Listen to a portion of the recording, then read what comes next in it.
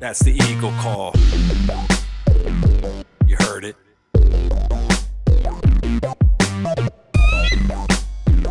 That's the Eagle Call.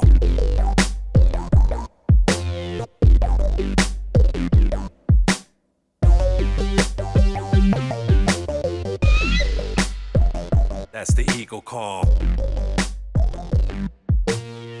5, 4, 3, 2, 1. Welcome back to Eagle Times, the podcast where Rodriguez Prep Academy students share their voices, stories, and insights with the world. We're coming to you straight from beautiful sunny San Bernardino, California, and today we've got a show you won't want to miss. That's right. In this episode, we're spotlighting two incredible teachers who helped make Rodriguez Prep a special place to learn and grow. First up, we're sitting down with Miss Boutwell, one of our amazing AVID teachers, to talk about how the AVID program helps students dream big and achieve their goals. For those who don't know, AVID stands for Advancement via Individual Determination. It's a nationwide program that helps students develop skills that they need to be successful in college and beyond.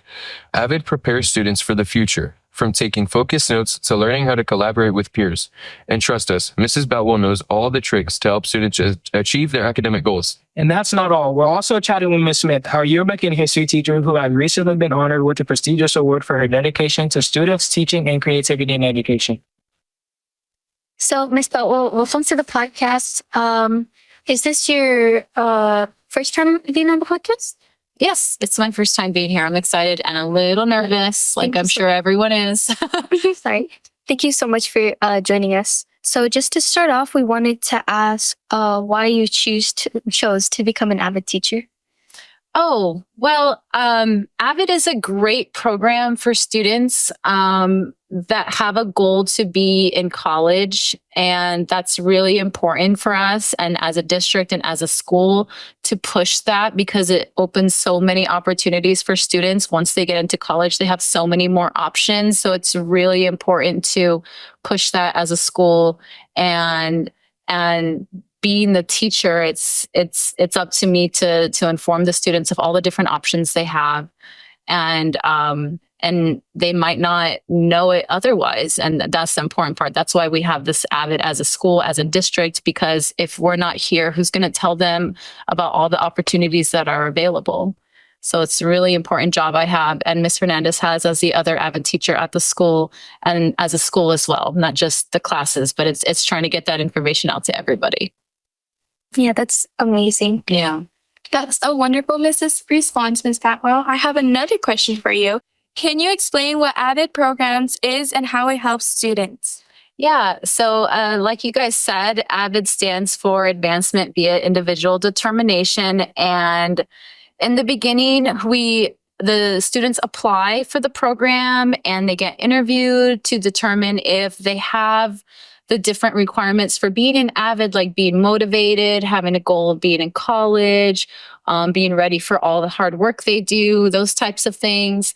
And then when we're in the classroom, we have a lot of focuses in the AVID curriculum. We focus on, as we said, college and career and exploring different careers in different colleges, learning about the different types of colleges, a lot of organizational skills. Like you've probably heard about our binder checks and having an AVID binder. We do a lot of team building activities and trying to get these students comfortable with each other, with presentations in different situations, and trying to develop the skills that they're going to need later on. So that was a great response. But our next question is, what skills do students learn in AVID that they might not learn in their other classes?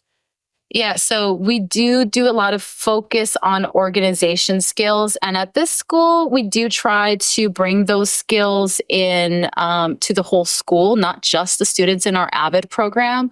If you've done some of the advisory lessons, you've noticed that a lot of them are very much similar to what we learn in AVID, using your agenda, organizing everything, using your binder, doing your notes. So a lot of the strategies, if your teacher's using like the Cornell note style, that's an AVID strategy, but we do that as an entire school. So we learn a lot of those skills, but not just for our AVID class. So we're trying to really build that school-wide culture.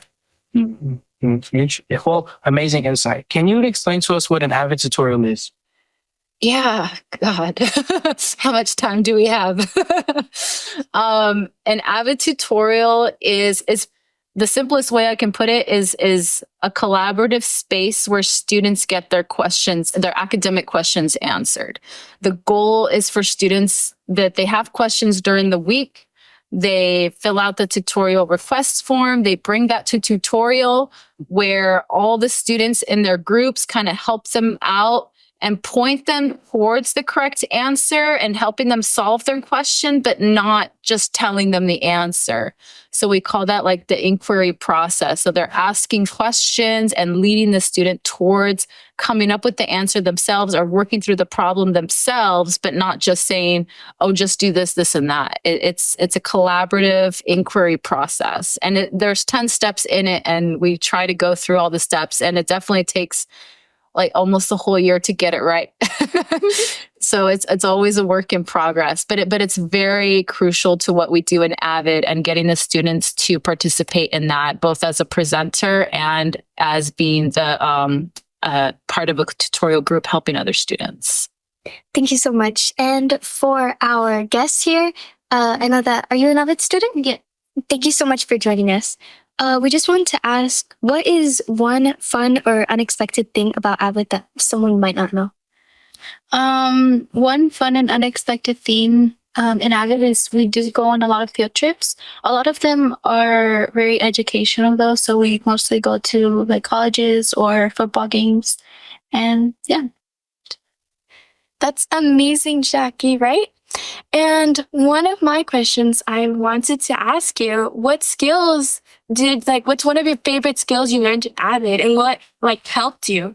One of my favorite skills I learned in AVID was how to keep myself organized. It really helped me throughout my classes because now I have higher grades and I have higher expectations for myself. And one other bonus skill that I did learn is how to speak more. In AVID, you're really socializing with other students, and during TRFs, you are as well too.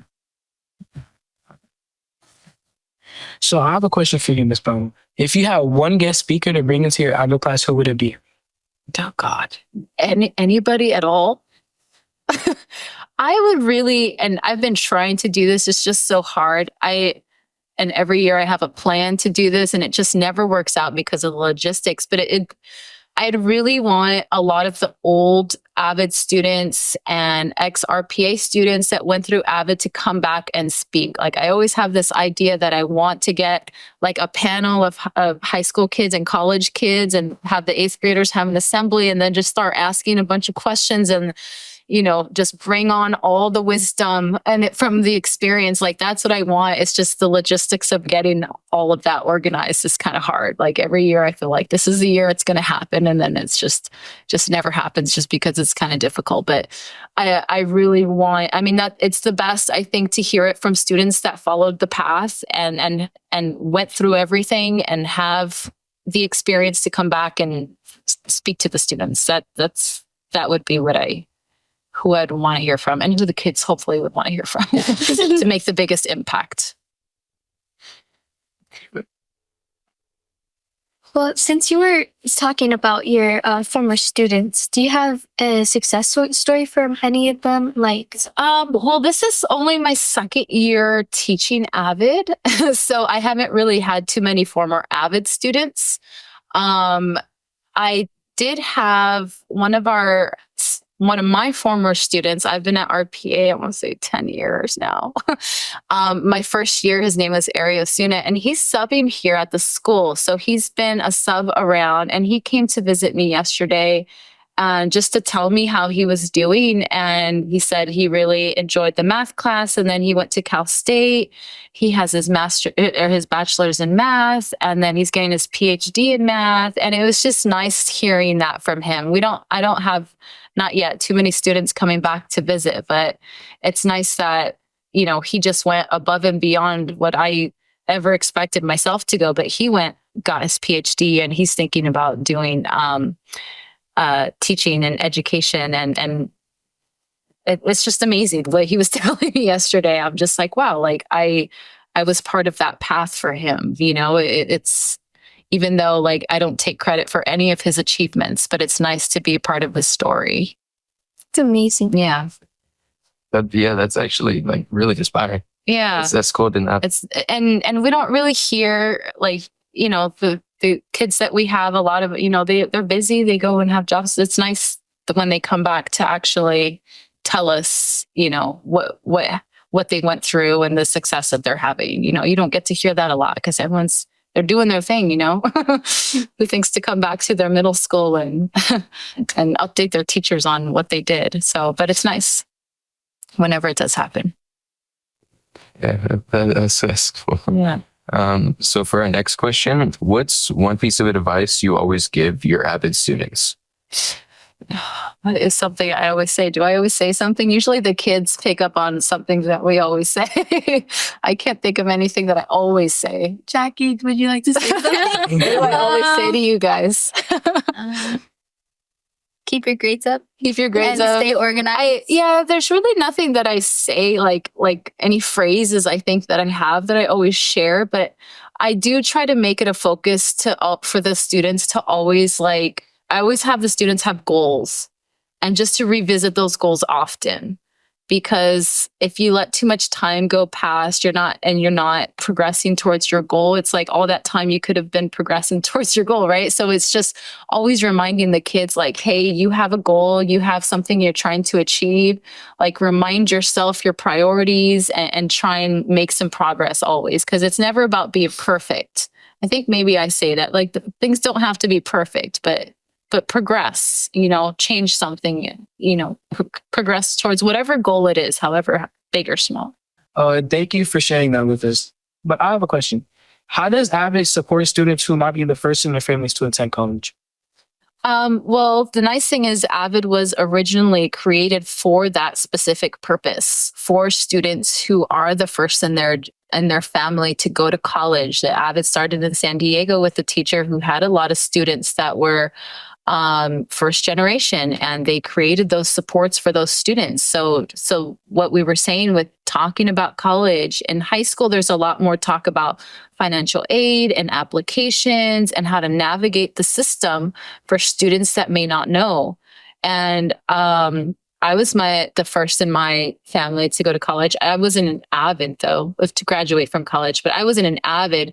But a lot of these things, like my parents didn't know. And, I had to figure it out myself, like going to community college and how to apply to community college and how to get financial aid and all those things. But in the AVID program in high school, mainly for the applications and the college process, they tell them all those things and help them fill out applications and have all the information about financial aid and how to pay for it and all the different options. So it helps because otherwise you wouldn't know that information.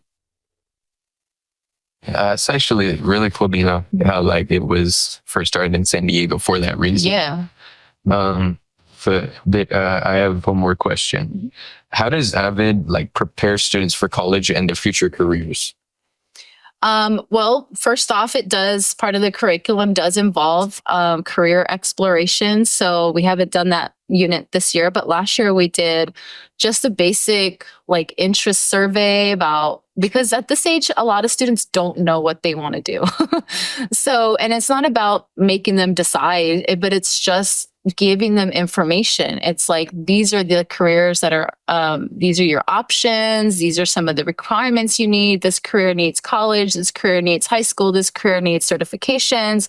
And it's just giving the students the information to make the decisions they want or to help them follow the path they want to follow. So even though a lot of kids are an AVID go to college, maybe that's not what they eventually want to do, but they still know what they need to be in whatever career path they decide to take.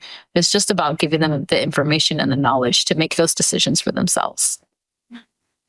Well, and to our guest, again, thank you so much for joining us. I'm sorry we don't usually have a lot of guests going along with our interviewees, so I think it makes it a lot easier. But overall, how would you say AVID has helped you school-wise, however-wise? Before I got into AVID, I was like very disorganized and I didn't really have the best of grades. When I first joined Ms. Boutwell's class, there really was a difference of when I joined my sixth grade year. Ms. Boutwell has really like helped me. She's really got to know her students and it just helped me like know what classes I wanted to take for high school as well because for high school you don't really get a lot of people telling you like, oh, like you should take this class or you should take this class. So AVID has really helped me with that. Yeah, we are currently doing a high school exploration unit because in San Bernardino, all the high schools have pathways and there's just so much information to know, like even at the high school level now. Before it was just, what do I do for college? But now it's like, I have all these options for high schools and different programs and, certifications here and certifications there. And it's like, the kids need to know this before they go into high school. They don't want to just go in high school and just be like, a million things being thrown at them, but just preparing them along the way is very helpful, even for high school now. Well, this is coming to an end. So just to finish this off, I know every single episode I'm on, I say this, but what was overall your favorite memory teaching AVID?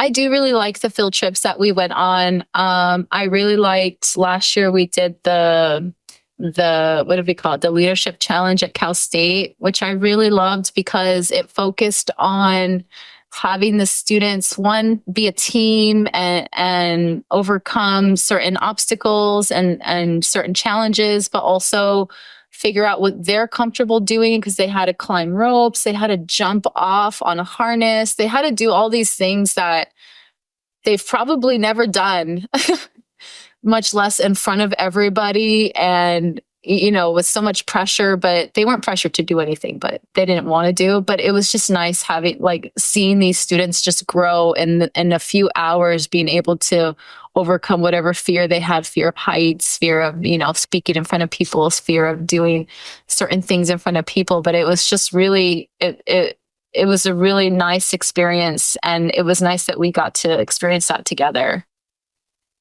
Well, and thank you so much for joining us again. And that was Eagle Time. Thank you. All right.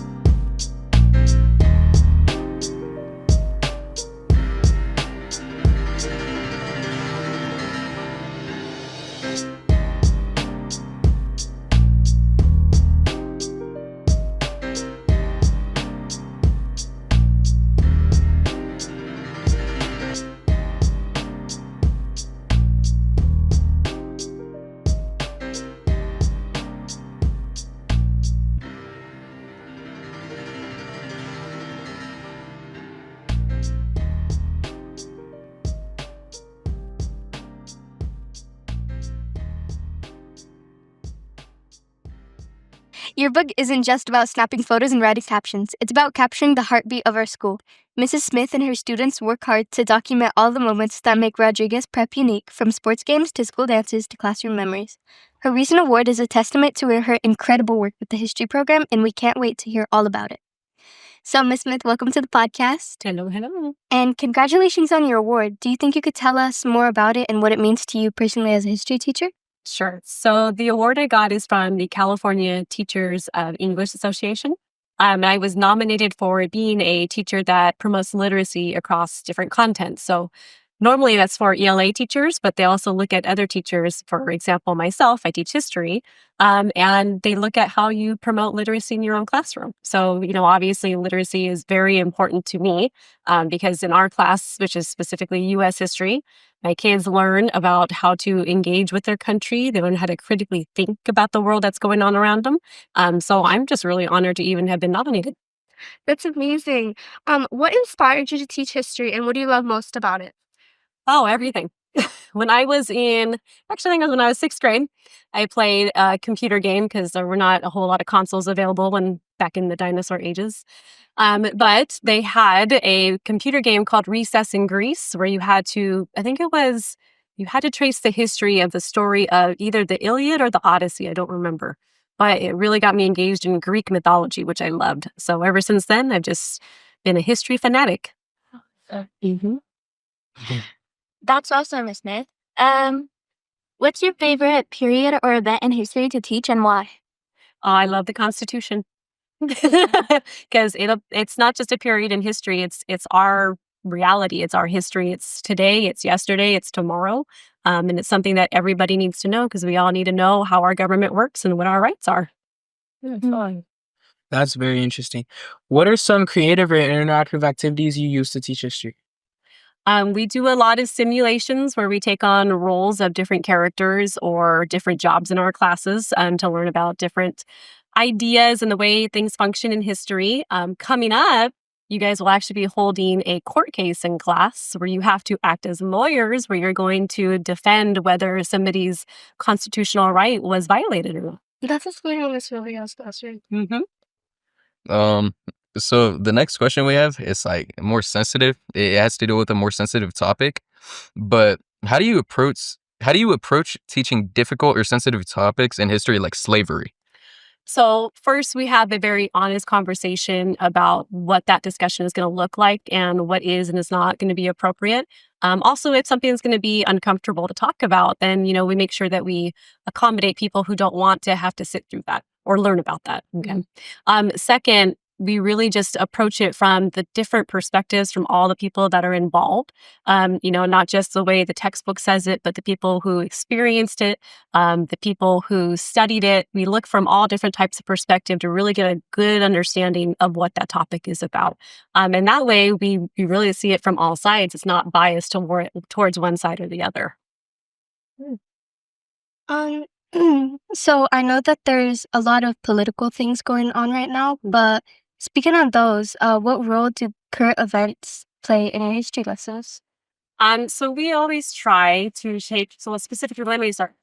Our subject, the time period that we study is from the founding of the country up until the end of the Civil War. So what we try to do is take the concepts, particularly the civic concepts, which is like how people in America interact with their government, how they tell them what they want. So what we do is whatever we're studying is we try to connect it somehow of what's the lesson from that topic and how does it still apply today and how can you still use it today in your own life? Because a lot of what happened even, several hundred years ago is still applicable today. We still need it today. Yeah, what one historical figure or event that you think students often overlook but should learn more about? Oh, that's a good one. Let me think about that one for a second. It's so good. Really, I want to say, particularly with emphasis on how it impacts today, is really the development of political parties and how the original founders of this country were actually very against political parties because they predicted, kind of the division that it was going to drive today. So I think going back and really studying the topics, particularly that made people separate into political parties to begin with, would make us really reflect on, is that something that we still want or need today? If you could bring any historical figure to your classroom for a day, who would it be and why? Alexander Hamilton. Yes! Of course. I need my hammy. All right. So Alexander Hamilton, because he's just an economic, political genius. And also his life story is very encouraging. He was an immigrant to this country and cared so much that he really wanted to make a strong foundation for the country to survive. And it has. As a theater kid, I have to say I love Hamilton. Indeed. Indeed. I like the music. Yeah, The music is pretty good. fire. How does it feel to be recognized for your contributions to teaching history? I really feel humbled and honored. Like we have so many fabulous teachers at our site and in our district that just to even be recognized that, I'm out there doing what I'm supposed to be doing is really I'm honored. What do you think sets your approach to teaching history apart from like other history teachers? Well, to be honest, as any good teacher will tell you, we all take our ideas from other people. So we go and we watch other teachers and we take it and we make it our own to see how it'll work for other students. So to start, let me put that. What I've developed is really just come from bits and pieces I've taken from other people and just kind of made it my own for the kids that need it.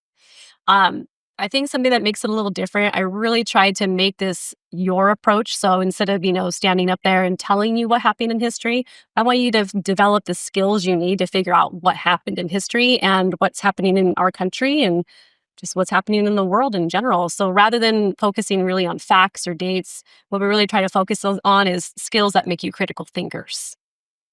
Um, also, we wanted to ask you a little bit about your yearbook program. Do you see any connections between documenting history in your classroom and documenting our school's history in the yearbook? Absolutely. That's exactly what yearbook it is. It is the story of what happened at Rodriguez Prep for that school year. It's not only just about taking photographs, but it's about interviewing people and their experiences here, writing stories that really kind of portray and really put the picture together of what Rodriguez Prep was like, for example, in the year 24, 25. So the yearbook really is a history book. That's awesome. A little personal insight. What's the most rewarding part about teaching history? Oh, I get to have fun. There's not a whole lot of stress on testing and stuff like that in history. So we can take time to focus on the skills. We can also have fun, like when we make our videos, like your real estate video that you made. So we get to have a little bit more flexibility to have fun in history. Yes.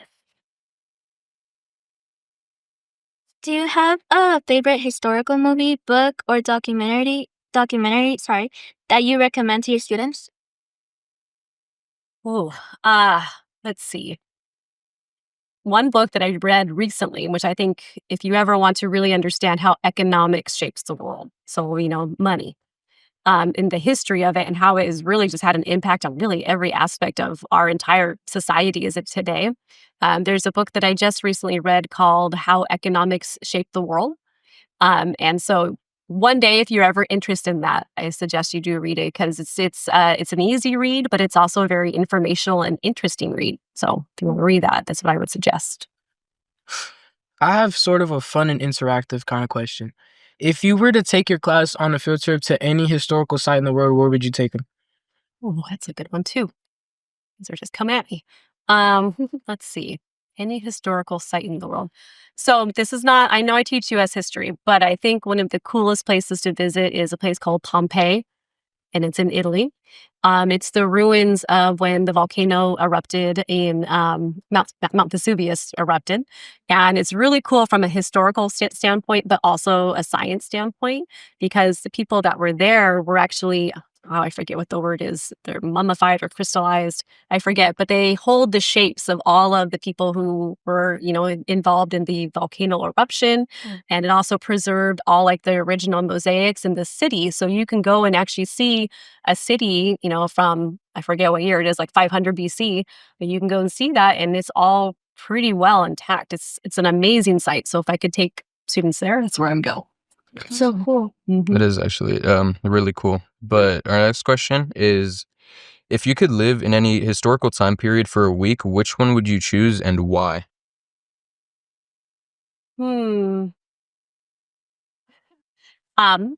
I think I would just not go but too far back. I think 2009 to 2017 was pretty good. Your elections, you know why. It was a good time to be around, especially in America. Speaking on overall about your students, what is one of the most surprising things or funny things a student has asked you about history? Surprising or funny things. No, I don't know if they've ever asked me something that was totally surprising. And I'm a very open-minded person. If you ask me questions, I'm going to give you a very honest answer. I think one thing that is very surprising to me, though, is how much students already know about history when they come to me, and they don't even realize it. And when we start talking about just general things that happen to just human beings, regardless if it's in the 1700s, the 1900s, or 2024 or 25. They don't realize that humans back then are just like humans now. They still go through the same things that we still experience today. And when they come to that realization quite a bit. And so I think that is always a surprising thing to me when they realize, oh yeah, they were humans just like us. Thank you so much for that. If you had to describe history in 3 words, what would they be? Best thing ever. Reasonable. Why? So I think this is gonna start coming to an end. So we just want to ask, what was one of your proudest moments so far in your teaching career? I think one of the proudest moments, it's actually happened a couple of times, is when my students come back and visit me and they've told me that they're going to become history teachers. And I can't take credit. I don't know if that's because of me, but it warms my heart to know that I have another person on my side. I'm sure you inspired them. Mhm. That's fine. Well, thank you so much for joining us, and that was Eagle Time. All right, thank you. No, you did better this time. Yeah, because we didn't have to. Yeah, we didn't have to like do all the. Yeah. Eagle time. You hear it? It's coming. Eagle time, eagle time, eagle time, eagle. Eagle time, eagle time, eagle time, eagle time, eagle time, eagle time, eagle time, eagle. Eagle time, eagle time, eagle time, eagle time, eagle time, eagle time, eagle time, eagle. Eagle time, eagle time, eagle time, eagle time, eagle time, eagle time, eagle time, eagle. Eagle time, eagle time, eagle time, eagle time.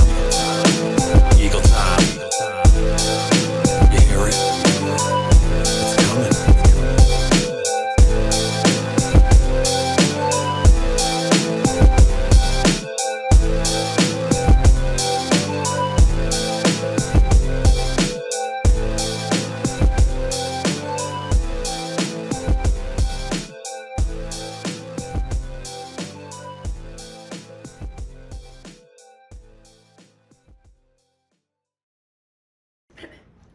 3, 2, 1.